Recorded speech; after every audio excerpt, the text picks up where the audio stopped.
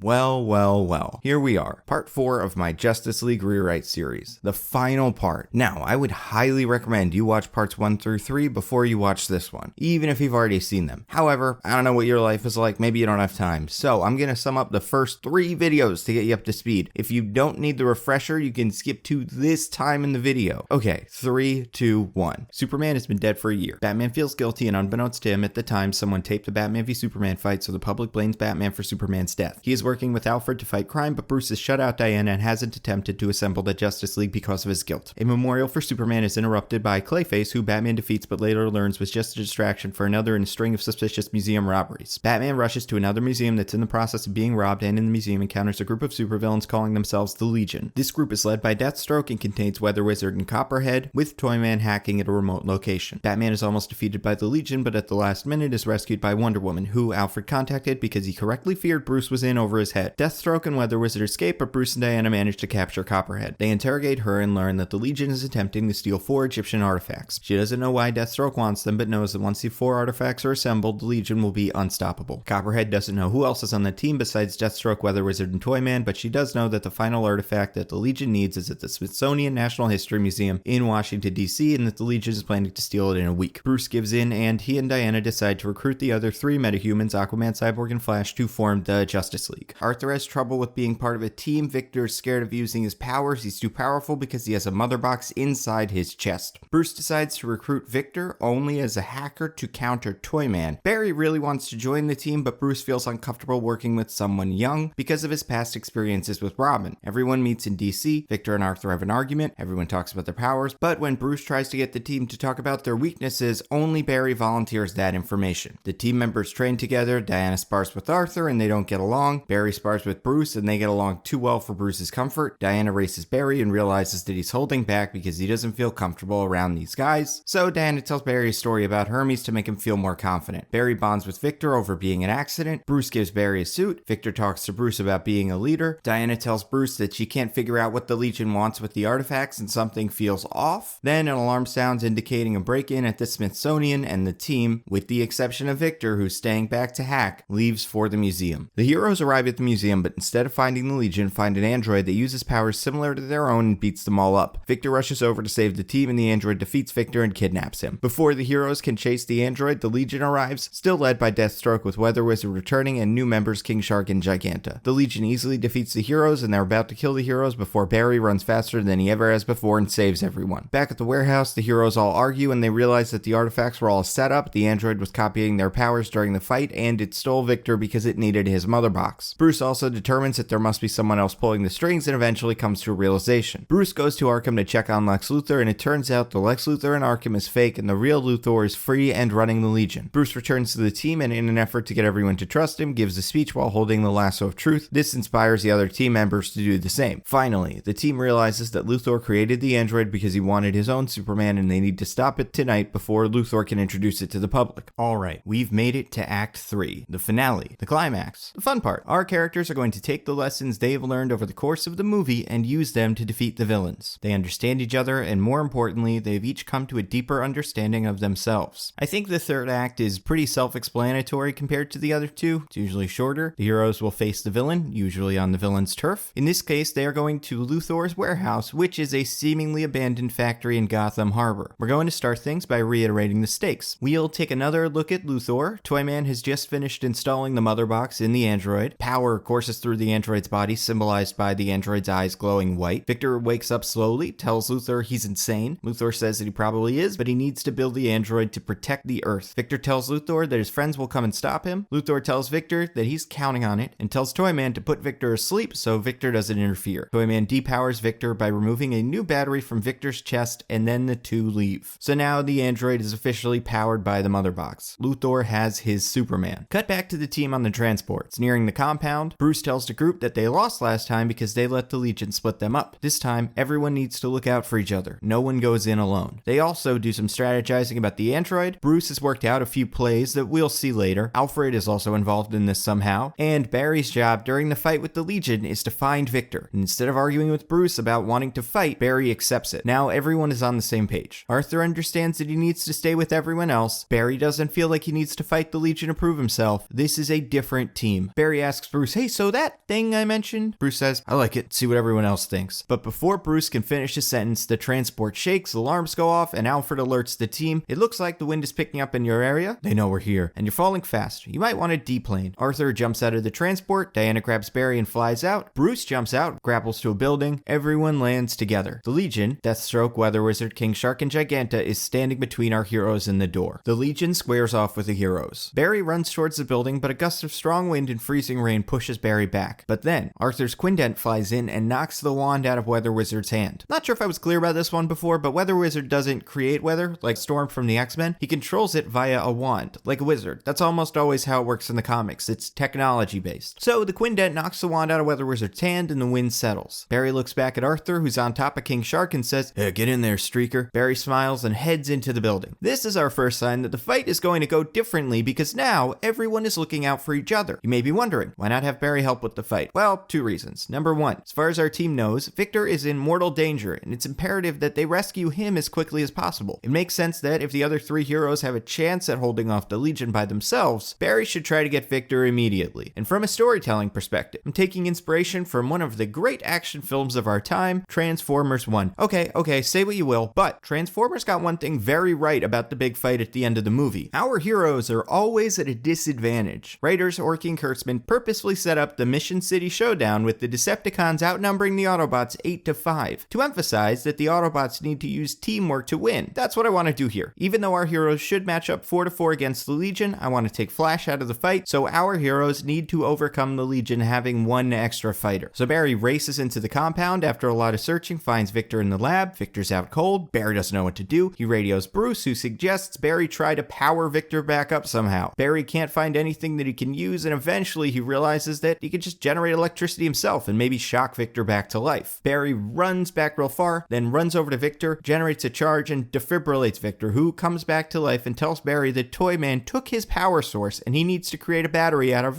before powering down again. So Barry runs back, charges up, reactivates Victor, who finishes his sentence and starts telling Barry what to do before powering down again. Barry's frustrated. He's going to need to keep reviving Victor so that Victor can tell Barry how to fix him. That's what Barry's going to be doing during this fight. While this is going on, we have the big fight between the heroes and the Legion, and this time it's going to be fun. Our heroes are working as a team. They're staying together. Everyone's taking on individual enemies but also looking out for each other. When it seems like King Shark is going to stop Arthur, Bruce tags King Shark with some explosive bat spray that knocks him back. When Diana lassos Giganta, Arthur runs over to help Diana pull Giganta down. Bruce is dealing with Deathstroke by himself, every so often uses a weapon to knock down Weather Wizard, and our heroes are constantly switching between villains. Aquaman fights Deathstroke. Bruce goes in, fights Weather Wizard. Diana takes on King Shark, and when that leaves Giganta free and Giganta picks up a rock over her head and gets ready to throw it at a defenseless Batman, Giganta is caught by a cable around one of her wrists. She looks backwards and sees the Batwing behind her. She looks at Batman on the ground and says, but, and then we see Alfred, back at the Batcave, controlling the Batwing remotely. We've seen him do it in the past, it's pretty useful, might as well do it here. He can say something snarky about how it's easier than Master Bruce makes it look, and pull Giganta down. So Alfred is going to be providing air support. While this is going on, we're checking on Barry. He's continuing to build Cyborg a new battery, but having to revive him every so often takes a lot of energy out of Barry. But eventually, Barry creates the battery, plugs it into Victor, and Victor wakes up. Barry tells Victor that Bruce has a plan and fills him in. So back to the Legion. Everyone's doing well until Giganta manages to free herself and tosses the Batwing at Arthur. This knocks him into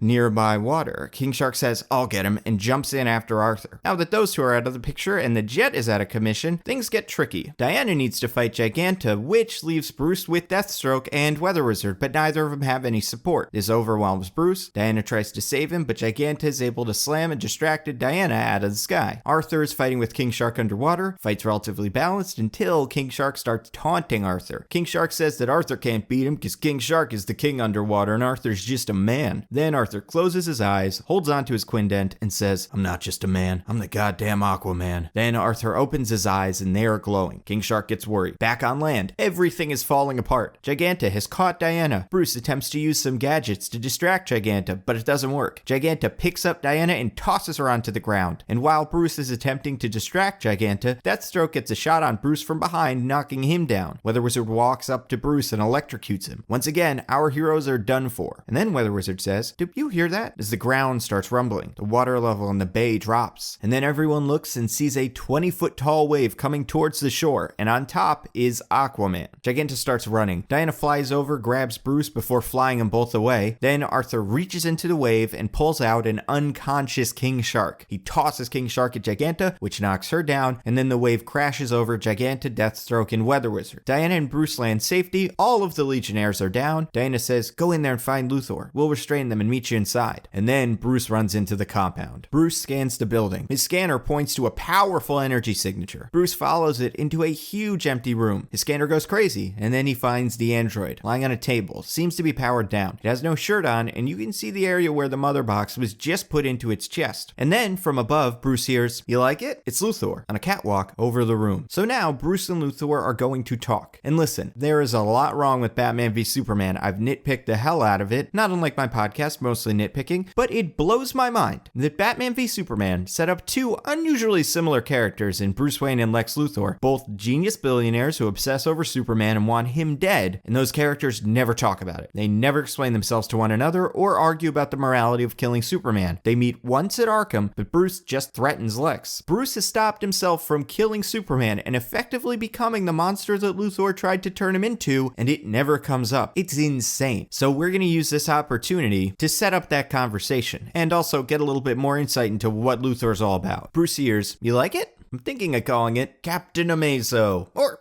maybe just Amazo. I know it sounds corny, but so does Superman, and they loved him. But I have to thank you. I couldn't have made Amazo without you. You used me. Well, yeah. You can't go to my party, sneak into my server room, get caught by my assistant, and steal my encrypted files if I don't want you to. And they say you're the world's greatest detective. Why did you do it? You mean kill Superman? He was dangerous. Too much power. Not enough control. You knew that. I was wrong. He was a good man. He wasn't a man. He was a god. And he wasn't good. Gods never are. That goes for your new friends, too. And you want to get rid of them? I have to. Our protection needs to be in our own hands. We can't trust these aliens and Amazons. This is about the future of the human race. Amazo sits up. You know the trouble with gods? They don't like it when you're on their level. We're down here. They're up there. That's comfortable for them. But the minute you try and change that, things get messy. Steal some fire, eat an apple, build a tower. Suddenly, you're the enemy. You're a threat. Even if they don't seem like it now, they'll turn on you, and humanity will be at their mercy. Amazo stands up. So, I built a tower. One that will pierce the heavens and put us on the same level as the gods. One that will give us control of our own destiny, and Amazo will take their place. It'll keep order, like he did, but we'll finally have our own Superman. I'll stop you. You shouldn't, because I know you've seen it. What's coming? All these old gods? They're gonna look like nothing when the new gods arrive. And it's gonna take more than the army and the Batman to stop them. We'll stop them. We? That's right.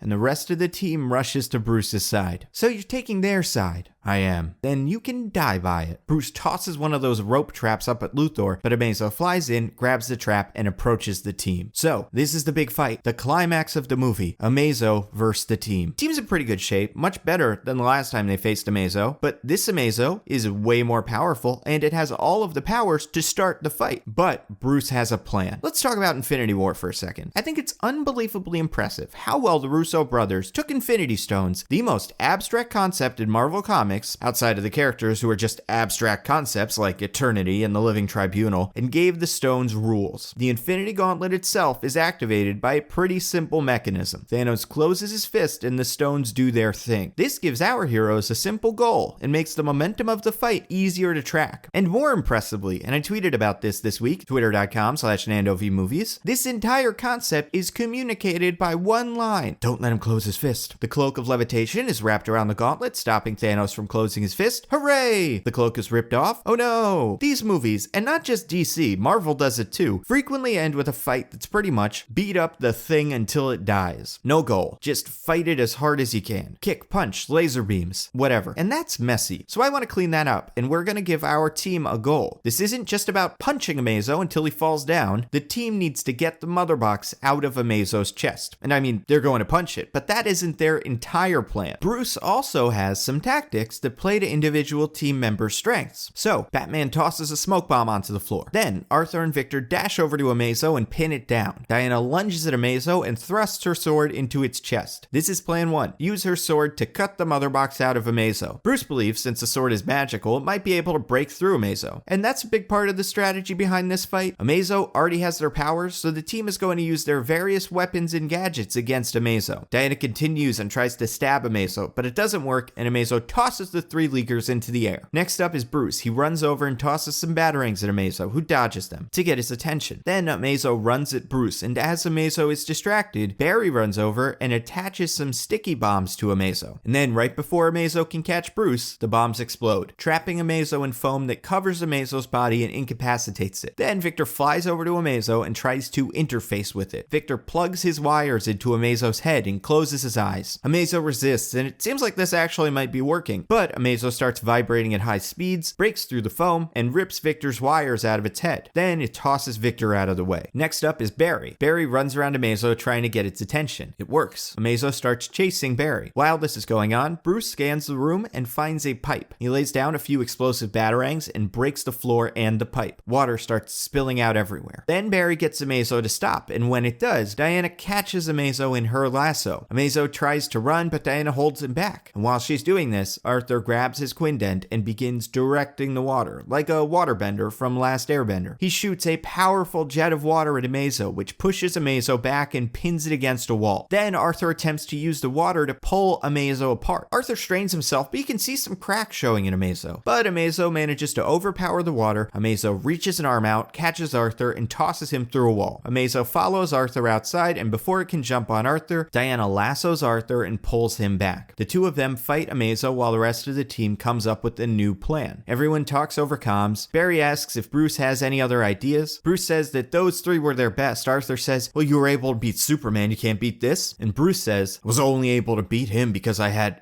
hold on, light bulb. That's why Luthor didn't use the android on Superman. It also gets weaknesses. So you're saying we can use our weaknesses to depower the android? And then we can get to the mother box. Barry, I've got more freezing grenades in the transport. See if you can find him. Arthur and Diana. Arthur cuts Bruce off. Water. I'm only strong if I'm hydrated. And I lose my abilities if I'm tied up by this. Batman smiles. This is the final demonstration that our heroes are a team. They're willing to reveal their weaknesses to Bruce because they trust him. Bruce taking Cyborg's advice and making himself vulnerable inspired the other team members to do the same. And I saw an idea in the comments for one of these videos a little while back that I think is good enough to work in here. I could not find the specific comment. I'm so sorry I can't give you credit. But after Arthur and Diana reveal their weaknesses to Bruce, he smiles and says, I know. Then Diana says, then why did you ask us earlier? I wanted to see if you trusted me. And Arthur says, well, how'd you know? And then Bruce says, I'm Batman. It would be the first I'm Batman in this universe. And I think it works really well here because it demonstrates Batman's new value on the team. Both Keaton and Bale's Batman have I'm Batman moments in their respective movies, but both of those come after Batman defeats a group of thugs. In that scenario, being Batman means fighting well enough to protect people. In this scenario, Bruce says it after proving that he's the smartest guy in the room. That's what Bruce brings to the table. He isn't the best fighter, he's always 5 steps ahead of everyone else. So Barry comes back with the grenades. Bruce says that before they can use the grenade, they need to dehydrate the android. Barry suggests maybe he can run around the android fast enough to heat the air around it, and Barry starts running, but the android chases Barry. It doesn't work. Victor has an idea. He asks Bruce what happened to the Legion. Bruce tells Victor that they left him outside, and then Victor leaves. Amazo is still fighting Barry, Arthur, and Diana. Bruce jumps into the fight, uses some new batarangs. One has an electric charge, one explodes. One thing that I want to do with Bruce in this movie to differentiate him from old Bruce is have him never use the same weapon twice. And he can throw batarangs, but they do different things. One thing I want to be really specific about is this Bruce doesn't use guns outside of grappling guns. I just want to draw a really specific line there. Bruce also uses the ultrasonic beacon to summon some bats, and then Cyborg returns with Weather Wizard's wand. Cyborg interfaces with the wand, tells everyone to stand back, and summons a huge lightning bolt that electrocutes Amazo. And when the dust settles, Amazo is smoking. He's dehydrated. Then Barry runs over to Amazo and hits Amazo with the freezing grenades. Diana catches Amazo with their lasso, holds it down. Victor charges up his arm cannon, looks at Barry and says, "Booyah," as he shoots Amazo through the chest, knocking the mother box out, a lot like that shot in Incredibles. Amazo stands for a second before Arthur comes in and rips Amazo's head off. Amazo is down. on. The team stands together. Next thing we see, Gordon shows up with some police to arrest the Legionnaires, Gigantic, King Shark, and Weather Wizard. We learn that Deathstroke, Toyman, and Luthor escaped, and Gordon checks in, but Lex is just in his holding cell at Arkham. We also learn that some news helicopters got wind of what was going on and managed to get some video of what happened at the compound. Now, there's no Luthor in any of these videos. However, there is video of the members of the Justice League fighting the Legion of Doom. There's also video of our heroes fighting the android, and this changes the public perception of the heroes. They're good guys. They were fighting the bad guys on TV, and this through line of Batman being recorded and getting unnecessarily hated by the public comes back around. Now, because Batman was fighting bad guys, when people see that, they start trusting Batman, and they start trusting the rest of the members of the team. We're gonna go through these movies with Batman, Wonder Woman, Aquaman, Cyborg, and Flash being heroes. I think that's a much stronger place to start, especially with a lot of these new guys. Now, to wrap things up, we can do a short epilogue. Check in with each character and give them a moment to demonstrate their growth, how they've changed over the course of this movie. Arthur returns to his lighthouse at Amnesty Bay, and while unpacking, notices a Wayne-branded water bottle in his duffel bag. He laughs. Arthur finally has a family. Diana goes back to her home and sits down at her desk. She looks at the framed picture of her and Steve Trevor, then she takes out a framed news clipping about the Justice League defeating the Legion of Doom and sets it next to the World War I picture. Diana is no longer just living in the past. Barry is back at his base. He's modifying his Flash costume. When he's finished, we see that Barry has etched the Hermes wingtips into his helmet. Barry finally believes in himself. Victor is at his home. He's sitting down. Victor's concentrating, and then the metal on Victor's body begins to change into the traditional cyborg costume. Although this version looks a little more like football pads. Victor is holding onto his humanity. And finally, Bruce. Bruce and Alfred are visiting what eventually becomes the team headquarters. Bruce looks at a table with 6 seats. He focuses on one seat. Alfred pulls Bruce in for a side hug. Bruce trusts people again. And the movie ends with the trial of Lex Luthor. It turns out the charges made against him during Batman v Superman were incredibly difficult to prove, and since Luthor's rich and has the best attorneys on the planet, he's able to get released from prison with time served. Luthor goes back to his mansion, gets a glass of whiskey, sits down in an armchair, and then the power goes out. When it comes back on, he's surrounded by the team. Luthor is confident. He knows the courts can't do anything to him since he's a free man and he's not connected in any way to the Legion or Amazo incident. As far as the world knows, Deathstroke and Toyman stole Luthor's equipment without his knowledge and built the android themselves. But then Bruce tells Luthor that it isn't the courts Luthor should be worried about. They know what Luthor did, and if Luthor ever tries something like that again, they're going to stop him. And Bruce throws in that he might even be able to pull some strings and bring back an old friend to keep an eye on Luthor. This gets to Luthor a little bit. Luthor's a little defensive. Lex says, "Why should I be worried about you?" Bruce looks at Barry, then looks back at Luthor and says, "Because we're the Justice League." Blackout credits. So that's the movie. We have a Justice League. We have a Luthor that doesn't suck. And last thing, I want to answer one question I've gotten a few times. Why Amazo? Well, I think he's a criminally underused DC villain. He's been around forever. My first big introduction to the Justice League, like a lot of people my age, was the Justice League cartoon. And the Amazo episodes were easily some of the best in the series. The power-stealing robot idea is also another thing that both Marvel and DC have, but Marvel hasn't used in a movie yet. And I understand why. Their version is called the Super Adaptoid, and he isn't that great. Amazo also presents interesting story opportunities since he can function as a proxy Superman. And most importantly, and this is what sold me on Amazo when I came up with the idea, by becoming a team and defeating Amazo, the Justice League is proving that together it is stronger than the figurative and literal sum of its parts.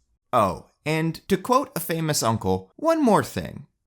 Hi, I'm Nando, and I V movies. Ever since I got this silver plaque back here for 100,000 subscribers, I've wanted to say hi, thank you in person. So I figured now that we're done with this 4-part Justice League series, it's as good a time as any. I also want to give you an idea of what the next couple of months of Nando V movies videos are going to be like. And if you don't usually watch the credits, stick around anyway, because I made 2 post-credit scenes that I think would fit really well into this Justice League video I just made, and they are in the middle and end of the credits. But before I get to that, I gotta thank my patrons. You guys are amazing, and I want to give you a little extra something now that we're finished with this Justice League series. So I have 2 things. First, a lot of people ask me how these videos come together, how I write them, plot them out, stuff like that. So I'm going to share some of my notes on this Justice League series on the Patreon. Traditionally, the way I write these involves writing everything down on a whiteboard, then taking a picture of that, and then erasing it and writing more stuff. So I have pictures of all the whiteboards I've used for the Justice League movie. I'm going to put those all up. Hopefully that'll give you an idea of how I came to some some of my decisions, which characters I decided to include and not include, stuff like that. Second, the other thing a lot of people ask for is if I could put together some hour and 10-minute long complete version of my Justice League video. Stitch together all 4 movies without the intros in the beginning and the credits in the end. So, I am going to #release the Nando cut on Patreon. And that doesn't mean that these videos are going to go away or anything. Just if you want to watch the full uninterrupted version of the Justice League rewrite, it's on Patreon. So, if you want to watch the Nando cut, read my notes, get a look at videos early, and see your name up here, all you have to do is throw in literally any amount of money at patreon.com/NandoVMovies. You have no idea how much I appreciate it. Alright, post-credit scene 1. This one will come after the big credits, actors, names, director, all that stuff. Victor and Bruce are sitting in the Batcave. Victor asks Bruce, "You sure this will work?" And Bruce says, "What's the worst that can happen? We kill him again?" Victor says, "Good point. So if we're doing this, we need to..." But then, for what I believe is the 4th time in this movie, the conversation is interrupted by an alarm sounding. An unidentified flying object is traveling to Earth. Fast. Bruce alerts the rest of the League. "Something powerful just entered the atmosphere. Looks like it's going to land 20 miles south of Bloodhaven. I'll send you the location." Bruce gets in a new Batwing, and Cyborg flies out of the Batcave. Bruce lands the Batwing in a field. Victor's already on the ground. He tells Bruce that whatever it is should be visible soon. Then Diana and Arthur arrive. Diana asks Bruce what they're looking for. Bruce says all he knows is that something with a huge energy signature is barreling towards Earth. Barry arrives. "Towards Earth? You mean like an alien?" Bruce says, "It's possible." Barry says, "Oh wow, I've always wanted to meet an alien. Unless it's a bad alien. You know what? Maybe I'll just hang back." And then they see something pierce the clouds. It looks kind of like some sort of meteor, except it's green. The team rushes over to the area where the meteor will land. It hits the ground with a huge bang. The team looks over the crater, and what do they see but a Green Lantern. A Green Lantern. This is in any of the human Green Lanterns you would recognize. No Hal, no John, no Kyle, Alan, Jade, Baz, Jessica. This also isn't one of the popular alien lanterns. No Kilowog, Tomar-Ray, Abensur, Green Man, Steel, Sodom, and definitely not Chip. It's an alien. Maybe a lantern named Rakkar Quarrigat. If you know who that is, you'll know why. And this lantern is practically dead. It looks at the League and says, "He's coming." Dinah says, "Who's coming?" And then this lantern takes a breath, coughs, and says the name of whoever the next big bad guy is. It can be Mongol, Brainiac, Imperiex, Sinestro, Steppenwolf, or most likely Darkseid. Our team is scared. And then the lantern dies. The ring lifts off its finger and flies into the air towards a new lantern. The end.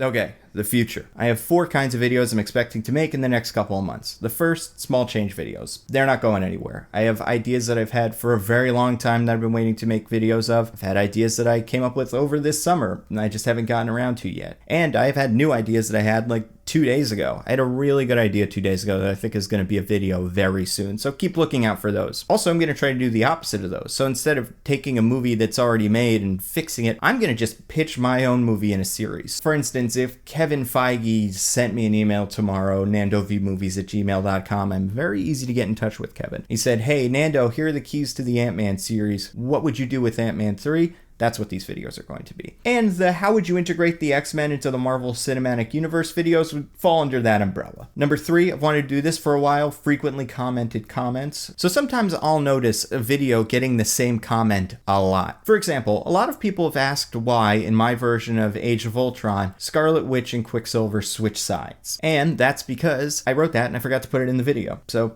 you're absolutely right to ask that question. What I'm going to do is I'm going to find all of these frequently commented comments and make a video where I reply to them. Number 4, I just finished the Justice League rewrite series. It was a lot of fun. I'm really happy with the way it turned out, and I do want to do another larger rewrite series in the future. I'm not 100% on which property I'm going to work on. However, I'd say I'm 99% sure it's not going to be a DC movie. I'm going to rewrite a Marvel movie, TV series event thing that was so unimpressive. A lot of characters that really should be in the MCU probably won't for a very long time. Now, I wouldn't expect that in the near future, but that is in the works. Finally, plugs, mostly nitpicking. It's a podcast where me and my friend DJ pick apart a pop culture thing by looking exclusively at the details. If you're a person that listens to podcasts, subscribe. It's fun. We're at nitpickingpod on Twitter. If you're a big Reddit user, subscribe to the Nando V Movies subreddit. It's a great place where I post the videos in the podcasts and other people post their own rewrites or other video essays they like. And I just really like the way the comments in Reddit are presented, so it's easy to see the really good stuff. For instance, a Redditor commented on the Justice League Rewrite Part 3 video that I posted, and this person, Tabula Rasa 108, pretty much nailed everything that happens in the end with Amazo and the weaknesses, which is awesome. So if you use Reddit, reddit.com/r/NandoVMovies. Obviously, subscribe to the Patreon, that's great. And finally, most importantly, Twitter and Instagram, I'm at NandoVMovies. Specifically Twitter, I don't just share the videos and the podcast there. It's for conversations, it's for polls, and it's for if I'm going somewhere, like if I'm going to New York Comic Con, which I happen to be going to this weekend, and I wanted to set up some sort of meetup, Twitter would be the place where I would do that. So at NandoVMovies on Twitter. Okay, the final post-credit scene. In the original Avengers, this was shawarma, everyone just sitting around and decompressing after the Battle of New York. Mine's not going to be exactly like that, but it's not as heavy, it's not as plotty. I think you guys will enjoy it. A plane lands. The hatch on the back of a plane opens, and a giant metal container is wheeled out by a team of armed guards. The container is taken to a prison. It's unloaded at a prison yard. The container opens, and inside of it is a heavily chained king shark. He looks around and sees at least 20 armed guards. Some of them have machine guns, some have miniguns, a couple have rocket launchers, one has a taser, he's shaking. And then into King Shark's field of vision walks Amanda Waller, reading off a clipboard. 8 feet tall, 550 pounds. Razor-sharp teeth, bulletproof skin, able to breathe underwater, responsible for the death of at least 7 swimmers, rumored to be behind the cruise ship incident a few years back, finally captured by the Justice League and sentenced to 20 years in solitary confinement. Real name's Nanue, the news reports are calling you King Shark, but you'd like to be called Trixie. I got all that right? King Shark says, yeah, that's right. Now what's going on? Then a voice says, well, Trixie, we hear you like to party. King Shark turns around and sees the Suicide Squad, which at this point is just Rick Flag, Deadshot, and Captain Boomerang. Harley escaped in the end of the first movie, so she's gone, and I hated that Killer Croc, so he doesn't get to be part of this. Maybe instead we add a few characters like Bronze Tiger and Killer Frost in the lineup, depending on which characters you'd expect to be in the next one. Boomerang tosses King Shark a beer, King Shark smiles, cut to black, and that's the movie.